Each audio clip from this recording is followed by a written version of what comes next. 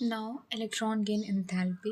Positive में क्या होता है कि जब हम लोगों को एनर्जी देनी पड़ती है बाहर से इलेक्ट्रॉन गेन कराने के लिए, यानी कि वो बिल्कुल प्यार नहीं करता इलेक्ट्रॉन से, हम लोग फोर्स कर रहे हैं, हम लोग उसे एनर्जी दे रहे हैं ताकि वो गेन करे, तो इलेक्ट्रॉन गेन एंथैल्पी पॉजिटिव होती है सिर्फ इन केसेस में। इनको याद कर लो। बाकी इसके अलावा कोई और होगा तो वहाँ पे इलेक्ट्रॉन गेन एंथैल्पी नेगेटिव होगा, यानी कि वो खुशी खुशी गेन कर लेगा इलेक्ट्रॉन और बदले में एनर्जी रिलीज करे। ठीक है। अब इलेक्ट्रॉन एफिनिटी, यानी कि जब साइज बड़ा होगा तो इलेक्ट्रॉन एफिनिटी कम होगा। मतलब जब साइज बड़ा होता है तो न्यूक्लियस से दूरी ज़्यादा होती है, तो अट्रैक्शन कम रहेगा, तो प्यार कम रहेगा, है ना। तो वैसे तो नीचे जाने पे इलेक्ट्रॉन एफिनिटी कम होगा क्योंकि साइज बढ़ता है, बट इस केस में देखो सेकंड और थर्ड पीरियड के बीच में ये एक्सेप्शन आता है कि Cl में कम होना चाहिए था पर ज़्यादा हो जाता है क्योंकि F में इलेक्ट्रॉन डेंसिटी ज़्यादा होती है, क्योंकि F छोटा सा होता है। ऐसे F छोटा सा है, इलेक्ट्रॉन डेंसिटी बहुत ज़्यादा है, यानी बाहर से जब कोई आएगा तो ये, क्योंकि पहले से ही वो परेशान है इतने सारे इलेक्ट्रॉन की वजह से, तो इतना ज़्यादा प्यार नहीं कर पाएगा। लेकिन जो Cl है वो इतना ज़्यादा बड़ा है, इसके पास बहुत स्पेस है, तो जब बाहर से कोई और इलेक्ट्रॉन आएगा तो ये परेशान नहीं होगा, ये खुशी खुशी उसे चाहेगा कि आ जाओ मेरे पास। तो उसका इलेक्ट्रॉन गेन एंथैल्पी या इलेक्ट्रॉन एफिनिटी ज़्यादा होगा F से। यानी सिर्फ यहाँ पे होता है कि हम लोग इलेक्ट्रॉन डेंसिटी देखते हैं, Cl का ज़्यादा हो जाता है, बाकी इन सारे केसेस में साइज़ देखते हैं, यानी नीचे जाने पे साइज़ बढ़ा तो इलेक्ट्रॉन एफिनिटी कम। तो इसी तरह हर ग्रुप में होगा पीरियड 2 और 3 के बीच में।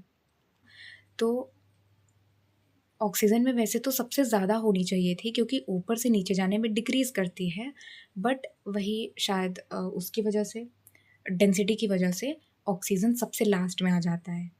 एफ तो सिर्फ इधर ही आता है, Cl के इधर आता है, बट ऑक्सीजन सबसे इधर आ जाता है। इसका रीज़न मुझे नहीं पता ये इधर क्यों आता है, इसे याद कर लो। और इसमें है तो इसमें भी डिक्रीज़ होना चाहिए था नीचे जाने पे, पर ये भी ऑक्सीजन की तरह सबसे पीछे चला जाता है और आर्गन और क्रिप्टन का थोड़ा सा बराबर हो जाता है। तो बस इतना ही था। और हाँ, ग्रुप 17 में जो इलेक्ट्रॉन एफिनिटी होती है वो ज़्यादा होती है ग्रुप 16 के हर एलिमेंट से, क्योंकि ग्रुप 17 सबसे ज़्यादा इलेक्ट्रोनेगेटिव ग्रुप होता है ना, तो ये इलेक्ट्रॉन से सबसे ज़्यादा प्यार करता है। इलेक्ट्रोनेगेटिविटी, इसमें तो ये स्केल याद करनी पड़ेगी। शुरू होता है H से तो 2.1, देखो HP यानी हाइड्रोजन और फास्फोरस का 2.1 होता है। इसको याद करने का तरीका, जब देखो HP होता है यानी कि पेट्रोल पंप, ठीक है, और 2.1, अब इसमें कन्फ्यूजन होती है कि 2.1 है या 2.5 है या 3 है, कितना है।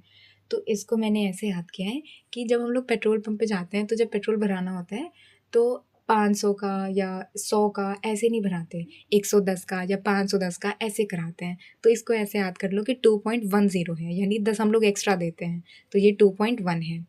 यहाँ पे इसका तो याद ही हो गया, 1 से शुरू करेंगे, 0.5 ऐड करते चले जाएंगे सब में यहाँ तक। उसके बाद यहाँ पे 0.9 से शुरू करेंगे, 3-4 बार हम लोग 0.3 ऐड करेंगे, फिर 0.4, फिर 0.5। देखो इसमें इलेक्ट्रोनेगेटिविटी में भी बोरॉन फैमिली की नौटंकी हो गई। तो W तो था पावर यानी कि एनर्जी में, आयनाइजेशन एनर्जी में। वैसे तो ये याद रहेगा, अगर किसी को नहीं याद रहता है तो देख लो ये कि V होता है ना वो, क्या बोलते हैं उसे, जंगकोक और किम तेउंग, शायद किम को बोलते हैं वी, सारी लड़कियाँ उससे बहुत ज़्यादा अट्रैक्ट रहती हैं, है ना, बहुत ज़्यादा प्यार करती हैं, बहुत ज़्यादा अट्रैक्शन होता है उनको। तो जहाँ पे इलेक्ट्रॉन के अट्रैक्शन यानी इलेक्ट्रोनेगेटिविटी की बात आती है, वहाँ पे वी को याद कर लेना। और इस ये तो याद ही करना पड़ेगा। और मुझे सबसे ज़्यादा अच्छा तो यही लगता है, मतलब इतने अच्छे से याद हो गया ये। देखो सबसे पहले एम्फोटेरिक ऑक्साइड, ये तो ट्रिक है, सब जानते ही होंगे।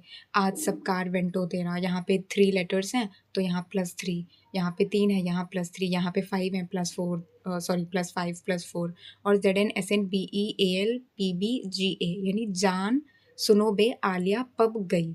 तो इसमें किसी भी ऑक्सीडेशन स्टेट में हो उसे एम्फोटेरिक ही कहेंगे। और न्यूट्रल ऑक्साइड कोनो N2O। और मेटल्स में, क्योंकि देखो ऑक्सीडेशन स्टेट जब ज़्यादा होता है तो एसिडिक नेचर बढ़ता है, तो यहाँ पे मेटल्स में भी +1 +2 +3 बेसिक हो जाएंगे, +4 एम्फोटेरिक हो जाएगा, +5 +6 +7 एसिडिक ऑक्साइड्स बना देंगे। और नॉन मेटल और मेटलॉइड्स यानी आज सबसे तेज़ी एसिडिक ऑक्साइड्स बनाएंगे। अब देखो, जब भी ऐसे इसका ऑक्साइड्स का क्वेश्चन आएगा तो सबसे पहले उसमें से एम्फोटेरिक ढूंढना।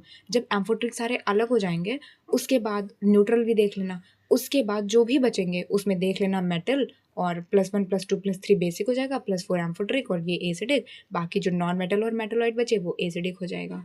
बस ख़त्म। सो फाइनली फर्स्ट चैप्टर के सारे एक्सेप्शंस कंप्लीट हो गए, और फिर सेकंड चैप्टर का जब मैं रिवाइज़ करूँगी तब देखूँगी उसमें कौन से बताने हैं। और तब तक टेक केयर, बाय बाय।